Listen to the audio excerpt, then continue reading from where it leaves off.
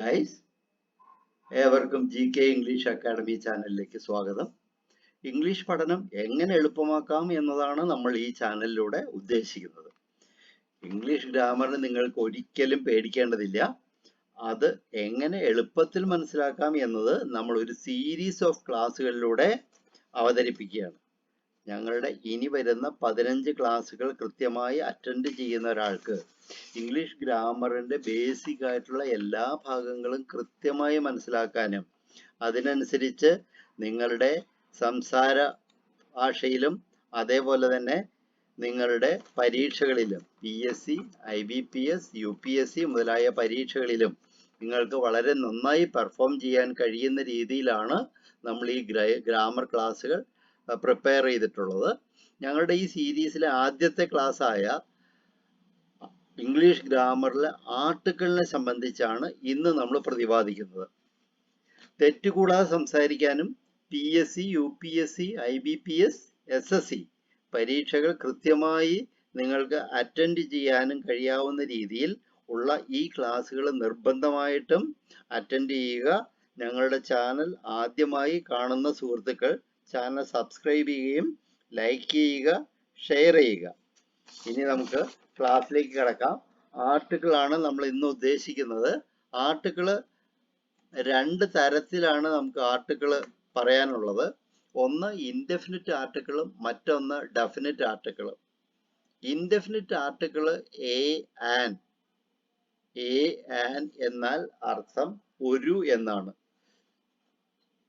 English അക്ഷരമാലയിലെ AEIOU എന്ന 5 അക്ഷരങ്ങൾ ഉപയോഗിച്ച് ഉച്ചരിക്കുന്ന വാക്കുകൾക്ക് മുമ്പിൽ നമ്മൾ ആൻ എന്ന ആർട്ടിക്കിൾ ഉപയോഗിക്കുന്നു. ആൻ ആപ്പിൾ, എ എന്ന അക്ഷരം ഉപയോഗിച്ച് ഉച്ചരിക്കുന്ന വാക്കാണ് ആപ്പിൾ. ആപ്പിളിന്റെ മുമ്പിൽ നമ്മൾ ആൻ ചേർക്കുന്നു. അല്ലെങ്കിൽ എയറോപ്ലെയിനിന്റെ മുമ്പിൽ നമ്മൾ ആൻ ചേർക്കുന്നു. ഇ എന്ന അക്ഷരം ഉപയോഗിച്ച് ഉച്ചരിക്കുന്ന വാക്കാണ് എലിഫന്റ്. എലിഫന്റ് എന്ന വാക്കിന്റെ മുമ്പിൽ ആൻ ചേർക്കുന്നു. ഐ എന്ന അക്ഷരം ഉപയോഗിച്ച് ഉച്ചരിക്കുന്ന വാക്കാണ് ഐവറി. ഐവറി എന്ന വാക്കിന്റെ മുമ്പിൽ നമ്മൾ ആൻ ചേർക്കുന്നു. ഓ എന്ന അക്ഷരം ഉപയോഗിച്ച് ഉച്ചരിക്കുന്ന വാക്കാണ് ഓറഞ്ച്. ഓറഞ്ച് എന്ന വാക്കിന്റെ മുമ്പിലും നമ്മൾ ആൻ ചേർക്കുന്നു. യു എന്ന അക്ഷരം ഉപയോഗിച്ച് ഉച്ചരിക്കുന്ന വാക്കാണ് ഉട്ടോപ്യൻ. പക്ഷെ അതിലൊരു പ്രത്യേകതയുള്ളത്, നമ്മൾ യു എന്നല്ല അവിടെ ഉച്ചരിക്കുന്നത്. അവിടെ ഉച്ചരിക്കുന്നത് നമ്മൾ ഉ എന്നാണ്. ഉ എന്നാണ് ഉച്ചരിക്കുന്നതെന്നുള്ളത് പ്രത്യേകം ശ്രദ്ധിക്കുക. അതേപോലെ തന്നെ അംബർല എന്നുള്ള വാക്കിലും നമ്മൾ യു അല്ല ഉച്ചരിക്കുന്നത്, മറിച്ച് ആ എന്ന വാക്കാണ്.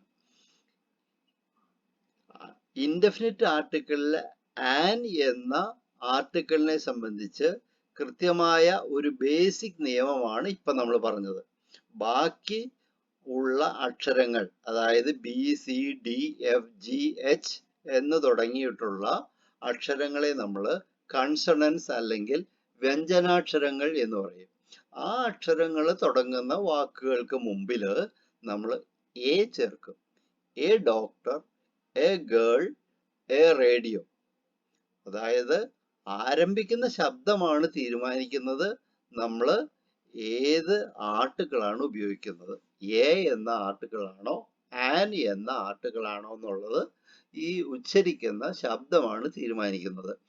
അതിന് ഇപ്പൊ നമ്മൾ പറഞ്ഞ ആൻ എന്ന സ്വരാക്ഷരങ്ങൾ ഉപയോഗിക്കേണ്ട, സ്വരാക്ഷരങ്ങൾക്ക് മുമ്പ് ഉപയോഗിക്കേണ്ട ആൻ എന്ന ആർട്ടിക്കിളിൽ കുറച്ച് പ്രത്യേകതയും കൂടിയുണ്ട്. അതായത് ചില അക്ഷരങ്ങൾ നമ്മൾ ഉച്ചരിക്കുമ്പോൾ ആ അക്ഷരങ്ങൾ വിട്ടിട്ട് ഉള്ള കാര്യങ്ങളാണ് ഉച്ചരിക്കാറ്. ഒരു ഉദാഹരണം പറഞ്ഞാൽ അവർ, ഹവർ എന്നല്ല നമ്മൾ പറയുക, അവർ എന്നാണ് പറയുക. അവിടെ എച്ച് നമ്മൾ ഉച്ചരിക്കാറില്ല. ഹോണസ്റ്റ് എന്നല്ല നമ്മൾ പറയുക, മറിച്ച് ഓണസ്റ്റ് എന്നാണ് പറയുക. ഹെയർ എന്ന് നമ്മൾ പറയാറില്ല, എയർ എന്നാണ് പറയുക. അങ്ങനെ അവർ എന്ന വാക്കിന്റെ മുമ്പിൽ നമ്മൾ എച്ച് ഉച്ചരിക്കാത്തത് കൊണ്ട് ഉച്ചാരണം അവർ എന്നായതുകൊണ്ട് അതിൻ്റെ മുമ്പിൽ നമ്മൾ ആൻ ചേർക്കുന്നു. ഹോണസ്റ്റ് എന്ന വാക്ക് ഹോണസ്റ്റ് എന്നല്ല നമ്മൾ ഉച്ചരിക്കുന്നത്, ഓണസ്റ്റ് എന്നാണ്. ഓണസ്റ്റ് എന്ന് ഉച്ചരിക്കുമ്പോൾ ഓ എന്ന സ്വരാക്ഷരമാണ് ഉച്ചരിക്കുന്നത് എന്നുള്ളത് കൊണ്ട് അതിൻ്റെ മുമ്പിൽ നമ്മൾ ആൻ ചേർക്കുന്നു. ഹെയർ എന്ന് പറഞ്ഞ വാക്കിൽ എച്ച് നമ്മൾ ഉച്ചരിക്കാറില്ല, എയർഷിപ്പ് എന്നാണ് പറയുക. അപ്പൊ അതിൻ്റെ മുമ്പിൽ നമ്മൾ ആൻ ചേർക്കുന്നു. ആൻ ചേർക്കാത്ത ചില സന്ദർഭങ്ങളാണ് എ ഹോൾ, എ ഹോഴ്സ്. ഇവിടെ എച്ച് ആണ് നമ്മൾ ആദ്യത്തെ വാക്ക്. ഹോഴ്സ് എന്ന് തന്നെയാണ് പറയുക, ഹോൾ എന്നാണ് പറയുക. അവിടെ കൺസണൻസ് ആണ് നമ്മൾ ഉപയോഗിക്കുന്നത്. പക്ഷെ ഇനി താഴെ പറയുന്ന കുറച്ച് വാക്കുകൾ, യൂറോപ്യൻ, യൂറോപ്യൻ എന്ന വാക്കിന് മുമ്പിൽ നമ്മൾ ഈ ആണ് അക്ഷരമെങ്കിലും നമ്മൾ ഉച്ചരിക്കുന്നത് യു എന്നാണ്. യു എന്ന വാക്കാണ് ഉച്ചരിക്കുന്നത് എങ്കിൽ, അക്ഷരമാണ് നമ്മൾ ഉച്ചരിക്കുന്നത് എങ്കിൽ അതിൻ്റെ മുമ്പിൽ എ ചേർത്താൽ മതി, ആൻ വേണ്ട. അതായത് യൂറോപ്യൻ, യൂണിയൻ, യൂസ്ഫുൾ, യൂണിവേഴ്സ്. നമ്മൾ ഒരു പ്രത്യേക കാര്യം, ഒരു നിശ്ചിത കാര്യം കൃത്യമായിട്ട് പറയണമെങ്കിൽ ഉപയോഗിക്കുന്നതാണ് നമ്മൾ ദ. ഒരു പുസ്തകം, എനിക്ക് ആവശ്യമുള്ള ഒരു പുസ്തകം സ്റ്റോക്ക് ഇല്ലെങ്കിൽ നമ്മൾ ഇങ്ങനെയാണ് പറയുക, the book you want is out of stock. ഏതെങ്കിലും ഒരു ബുക്കല്ല, ഒരു പ്രത്യേക ബുക്ക്. അതുകൊണ്ടാണ് പ്രത്യേകിച്ച് എന്തെങ്കിലും പറയണമെങ്കിൽ അതിന് നമ്മൾ ദ എന്ന ഡെഫിനിറ്റ് ആർട്ടിക്കിൾ ഉപയോഗിക്കും. അത് ഡെഫിനിറ്റ് ആണ്, കൃത്യമാണ്. അതേപോലെ കൃത്യമായിട്ട് ഒരാളൊരു പാമ്പിനെ കൊന്നത് നമ്മൾ കണ്ടു. ആ ആളെ പറ്റി പറയുമ്പോൾ നമ്മൾ പറയും the tall man killed a snake. കൃത്യമാണ് നമ്മളുടെ ഉത്തരം, the tall man killed a snake. The small baby fell down. ആ കൊച്ചുകുട്ടി, ഏതെങ്കിലും കുട്ടിയല്ല, ആ കൊച്ചുകുട്ടി താഴെ വീണു. അപ്പൊ the small baby fell down. The aeroplane is going to take off. ഒരു എയറോപ്ലെയിൻ അല്ല, ഏതെങ്കിലും എയറോപ്ലെയിൻ അല്ല, ദ എയറോപ്ലെയിൻ, ഈ പ്രത്യേക എയറോപ്ലെയിൻ ആണ് ടേക്ക് ഓഫ് ചെയ്യാൻ പോകുന്നത്. അപ്പൊ അങ്ങനെ പ്രത്യേകിച്ചൊരു കാര്യം പറയാൻ വേണ്ടിയിട്ടാണ് നമ്മൾ ദ എന്ന ആർട്ടിക്കിൾ ഉപയോഗിക്കുന്നത്. കൂടാതെ ദ എന്ന ആർട്ടിക്കിൾ ഉപയോഗിക്കുന്നത് വേറെ ചില സന്ദർഭങ്ങൾ കൂടിയുണ്ട്. നമ്മൾ സാധാരണഗതിയിൽ ദ ടോളസ്റ്റ് എന്നാണ് പറയുക, the smallest, the biggest, the sweetest, the best, the most beautiful.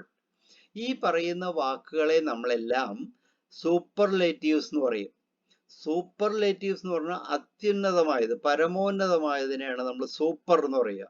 അപ്പൊ സൂപ്പർലേറ്റീവ് എന്ന് പറഞ്ഞു കഴിഞ്ഞാൽ ടോൾ, ടോളർ, ടോളസ്റ്റ്. ടോളസ്റ്റ് ആണ് സൂപ്പർലേറ്റീവ്.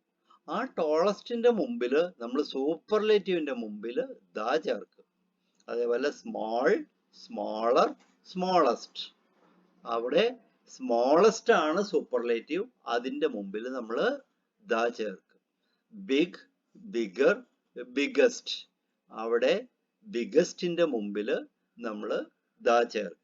അപ്പോ ആ ടോളസ്റ്റ്, സ്മോളസ്റ്റ്, ബിഗസ്റ്റ് ആ വാക്കുകൾ പെട്ടെന്ന് തിരിച്ചറിയാൻ വേണ്ടിയിട്ട് നമ്മൾ ചില ട്രിക്കുകൾ ഉപയോഗിച്ചിട്ടുണ്ട്. അതൊന്ന് ശ്രദ്ധിക്കുക.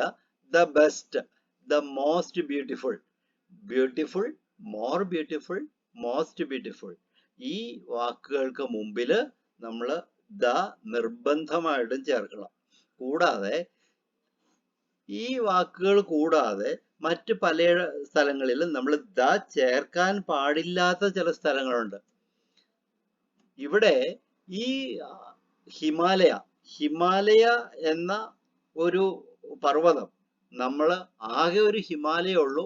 അതുകൊണ്ട് ആ ഹിമാലയത്തിനെ നമ്മൾ ഉദ്ദേശിക്കുമ്പോൾ ദ ഹിമാലയ എന്നാണ് പറയുക.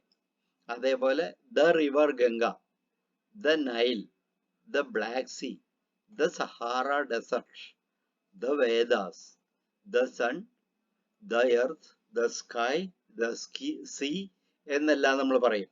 പക്ഷെ ചില പ്രത്യേക അവസരങ്ങളിൽ നമ്മൾ ദ ഉപയോഗിക്കാൻ പാടില്ലാത്ത അവസരങ്ങളുണ്ട്. അതായത് നമ്മൾ ചില യൂണിവേഴ്സൽ ട്രൂത്ത് പറയുമ്പോൾ, ഒരു പ്രാപഞ്ചിക സത്യം പറയുമ്പോൾ നമ്മൾ അവിടെ ദ ഉപയോഗിക്കില്ല. വുമൻ ഈസ് മാൻസ് മെയ്റ്റ് അല്ലെങ്കിൽ മാൻ ഈസ് വുമൺസ് മെയ്റ്റ് എന്ന് പറയുമ്പോൾ ദ വുമൺന്നോ ദ മാൻന്നോ പറയില്ല, വുമൺ ഈസ് മാൻസ് മെയ്റ്റ്. അത് പ്രാപഞ്ചിക സത്യമാണ്. അല്ലെങ്കിൽ earth is round, the earth is round നമ്മൾ പറയില്ല, എർത്ത് ഈസ് റൗണ്ട് എന്നേ പറയൂ. അതൊരു പ്രാപഞ്ചിക സത്യമാണ്. അതേപോലെ തന്നെ man is A social animal, the man എന്ന് പറയില്ല, man is A social animal. അതായത് നമ്മൾ ഇത്തരത്തിലുള്ള പ്രാപഞ്ചിക സത്യം പറയുമ്പോൾ നമ്മൾ ദ ഉപയോഗിക്കേണ്ട കാര്യമില്ല, അത് തന്നെയാണ്. അതുകൊണ്ടാണ് അത് ഉപയോഗിക്കാത്തത്. അപ്പോൾ ഇത്രയാണ് നമുക്ക് ഇംഗ്ലീഷ് ഗ്രാമറിലെ ആർട്ടിക്കിളിനെ പറ്റി പറയാനുള്ളത്. ഇത്രയേ ഉള്ളൂ.